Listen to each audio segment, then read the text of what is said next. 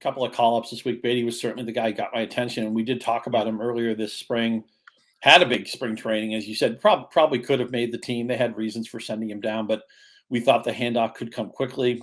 Escobar being in his age 34 season, I mean, it's possible this is the end of the line for Escobar. We know the Mets, they are, they're not trying to make the playoffs here. They're all in. They want to win the World Series. They want to be big players. And so getting their best team on the field as soon as possible, I thought was important to them. And as you said, it's apples to oranges with Baty and Alvarez. Alvarez at that game, but he didn't start his first 2 games, and then they throw him back behind the plate against Miami. They steal 5 bases against them. I wonder if that hurt his confidence defensively. And with the catcher, you have to put somebody behind the plate, and he's going to be okay with the pitchers, and the pitcher's going to be okay with him. And there's like a relationship there. It's a lot easier for Baty, who can just seamlessly slide in the third and just go out and hit. He's got almost equal amount of walks and strikeouts in AAA. He's even run a little bit. He's been caught twice, but at least he's stolen 2 bases, so he shows some interest in that part of the game. I think he'll hit for a plus average with some power right away. There's a good chance he's done with the minor leagues, that he takes his job and runs with it. No guarantee, of course. But if he hits the first couple of weeks, he's not going back to the minors. And he could easily percolate to the middle of this lineup at some point. They probably will bat him low in the lineup just to not put a lot of pressure on him right away. But Brett Baty looks like a finished product to me, and I'm glad.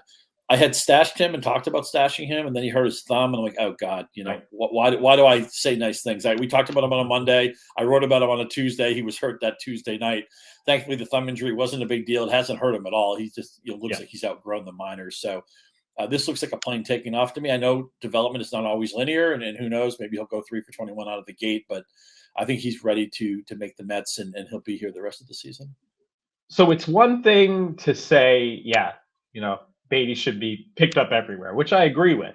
Yes. But it's like, who do you drop? What level of player do you drop? Miguel Vargas. They have a similar roster number on Yahoo right now. Tristan Casas as well. Garrett Mitchell, kind of in that same realm as well. Where do you see Baty versus those guys? And we're talking about like a 12-team mixed league. Mm-hmm. Like, that's probably who you're going to be deciding between, if starter or bench spot. So where does Baty fit into a mix like that with like Vargas, Casas, and Mitchell? Well, when we're talking 12-team mixed league, all I care about is the ceiling of the player, because if it doesn't work out, you're going to find plenty of guys who have floor, plenty of guys who get playing time. It's in the deeper formats where how much a guy plays matters. And if you're going to take a loss on a player, it can be a lot more penal, where in the shallower leagues, I'm just like, who has a chance to be a really good player? Who's the highest ceiling here? I'll take a chance on him. The only player I would hesitate to keep would be Vargas versus Baty. The other two, Mitchell and Casas, I would drop immediately for Baty anywhere. But agreed. Vargas, I know he's been a little bit disappointing. He's not in the lineup every day, but he's just walking so much. I still think the Dodgers have a top 7, top 8 lineup. It's not quite the Dodgers lineup we've been used to. We've been spoiled by the last maybe 7 or 8 years. But Vargas and Baty to me is a conversation. The other two drops I would make like a pinball move, just immediately hit the flipper.